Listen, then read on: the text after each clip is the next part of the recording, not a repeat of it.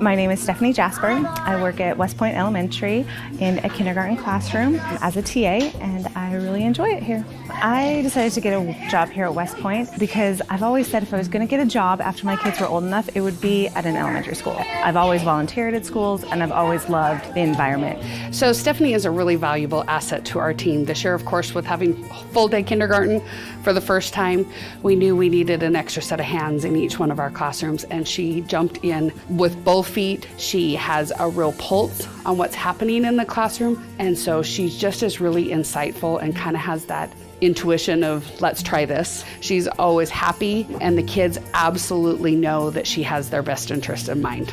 So if I had any advice for someone that was going into the education profession, I would say to stay in the moment, because it's really easy to get caught up in to-do lists, but if we're in the moment and helping them work through whatever problem is facing right then, I feel like they can be more effective at learning in the long run.